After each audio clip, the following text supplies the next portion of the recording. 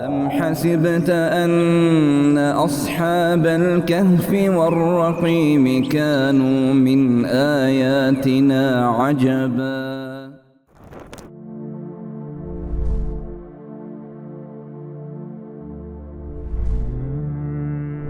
Going back to the story, because viewers, the idea is that we try to see the pearls. Quran is just like a sea of pearls. Whatever, and every time you dive, you will find a different pearl. And if two people dive in the same place, they both will find a different pearl. Yes. Am I right, Yes. sir? Yes. So whenever we find a pearl, we'll try to bring it to you from our understanding. That might not be the last word, of course. That has only Definitely. our understanding. Yes. Okay. Wallahu alamu bis-sawab. Allah knows the best. Yes, of course. So, sir, we were talking about the third journey of Yes. Zulkarnain, and we mentioned that the metallurgic is already, metallurgically Extreme professionalism. By the way, his journeys itself is another example of astronomy, traveling. Yes. How did he travel from one corner to the other? Yes. Think about it. Yes. Today, if you sit on a plane from here to US, it's an 18 hours direct non-stop flight. Even then, you get, sweating and Yes. irritation and everything. Fatigued. Fatigued. Yes. So he apparently he did not have an aeroplane at that time. Yes. So how did he travel? So this is also, he must be having something better than the others, isn't it? He was good at traveling, and he traveled to all the corners. He was like always on the back of the horse. So if, as it is said, that practice makes you perfect. So if you keep on practicing a thing, may it be harder or not, it becomes very easier for you. For him, he was attuned. He was actually polished and matured into that warfare and preaching expeditions, taking expeditions to various places. So this was the longest journeys. These are not the only journeys. These are the longest journeys yes. he ever undertook. No, exactly. So then he started. Okay, let's go back to the beginning of the story now. What is the significance of Yajuj and Majuj? Is it symbol, or is it something relevant to me today? Yajuj wa Majuj. Allah uses Yajuj wa Majuj. Yeah. And also, when you're talking about this, sorry to interrupt you, please do mention that the people, the place where Yajuj Majuj came, if there is any geopolitical, significance of that place also. I would say let's add that two together. Okay. I'll give the complete details of this, and this is again Wallahu alamu bis-sawab. This is a thing which came these occurred to me, and I have mentioned all these things in my book, and 7-8 years back it was published. So this is very important. The people, the nation which came encountered by Hazrat Zulkarnain in his third journey, they told Zulkarnain about Yajuj wa Majuj. Which area was Allah it? says, I'll discuss that. قالوا يا ذا القرنين إن ياجوج وماجوج مفسدون في الأرض. This is very important. That Yajuj or Majuj are connected with the fasad fil ardh. They are corrupters of this world. Okay, this is very important. One. Number two, Yajuj wa Majuj means these are two nations. Yes. Not one. Not one. They are two nations, not one. And they are intermingled. It is like a twisted rope where you have various strands which are twisted in a way that rope appears to be a one rope. One rope. So this is where Allah tells us about these are two nations, but their goal is one, single goal, that is objective is clear. Yes, they are they somebody's army? Yes, yes. We'll come over to that. But before that, I will just explain about the three eras of Yajuj and Majuj. True. Quran gives us the story of Yajuj and Majuj. And viewers, you can see this eras graphically also on your screen. Yes. So the first era of Yajuj and Majuj was once they would cross through that place, that pass you can say, in the mountains as we have passes, they used to come to pass through that pass, and they had this nation in the surrounding, the adjacent of in the adjacent place, areas, yes. nearby place from that pass, and they would corrupt that nation. Okay, that those people were terrorized, and they were like fascist people, and they would terrorize, they would corrupt their animals, their crops, and kill people and do whatever they wanted to.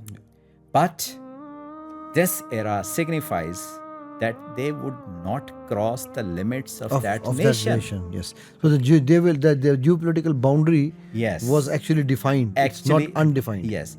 In the first era, there was a limitation, or they would not. Because I think the Quran uses the word of one nation in it, isn't it? Yes. What's the right word? Yes, The there Quran- is a nation which was confronted by Hazrat al-Qarnayn. It doesn't say the al-Arz, it just says about Yeah. one nation. Yes, So it's one one nation. area. Yes, they were people which was nearby to that pass, and that was the only people who were made subjugated to their terror and whatever they would do. So they were the corruptors. They would not cross the bounds of that particular area, and they go back. This was first era. First year. Era number, I would call it the era of limited aggression. Okay. Or controlled. Yes, control. Geographically, they were not going all out. All right. They would just cross that pass and do whatever they wanted to do, snatch the property, whatever they wanted to do, and they would go back. So this is the first era. The second era, Allah gives us, and that era, as we discussed already about the wall, they created the wall. Hazrat Zulkarnain made the wall. So second era is where they are confined Yes. behind the wall and they cannot come out. That's Yes. where the second era. Yes. So I'll just summarize. The first era is where they were terrorizing. They had a lot of tyranny and everything going on. Second era is when they are confined behind the wall. Yes. And the third era is which is linked to me, Yes. to you. Let's to see everyone. where we are. We will see that thing, where we are. We have this trend now. Where Yes, we are. where we what are. will happen if we move in the same path? Yes. And if we don't do the course correction, I will not say U-turn. Okay, thank you. Okay. So the second era is like the wall was created as that nation asked Hazrat al-Qarnayn, "An tajala baynana wa baynahum sadda," that you create a wall between us and them. So that wall was created, and Yajuj and Majuj, they were barricaded behind that wall. So this is second era. And in this era, the whole world, including that nation, were safeguarded. They were prevented from the tyranny and the aggression or the whatever they were doing, and everything was safe and sound because of the goodness which was done by Hazrat Zulkarnain. And now the third era. Third era is very important. And over here, ayah, which I would like to quote, this is very important, which actually highlights that what is the significance of this era. Allah says in Surah Al Kahf, 97 number verse, Allah says, فَمَسْتَاوْ أَنْ يَزْهَرُوهُ وَمَسْتَتَاوْ لَهُ نَقْبًا. Nakaba. Yes, this is What does very it mean, sir? important. Over here, what there does are two things. That Gog and Magog, Hazrat Zulkarnain made the wall, and they were prevented from two things. One, climbing, surmounting from the top.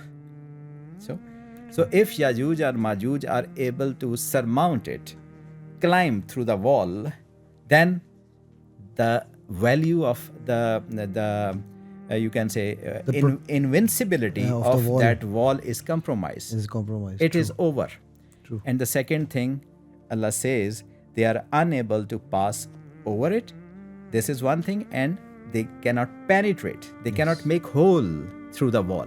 This is second thing. This is 97, 98, 97. 98, I think. 97. 97. Naqaba. Naqaba. As we say in Urdu, naqab. Naqab. lagana. Naqab zani. Yes, naqab zani. That they will not be able to pierce through that wall.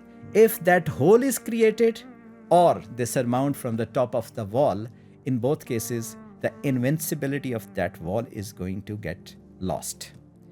And that is where another, in the next verse, Allah says 98. 98.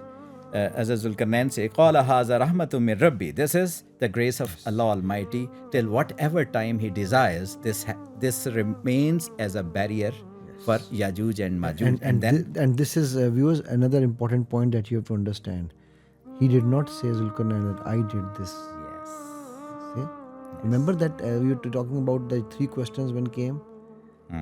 We haven't concluded that yet, but just to give you an idea, this is from the Rahmah of Allah subhanahu wa ta'ala. Yes. Everything is through the blessings and grace of Allah Almighty, which normally this is our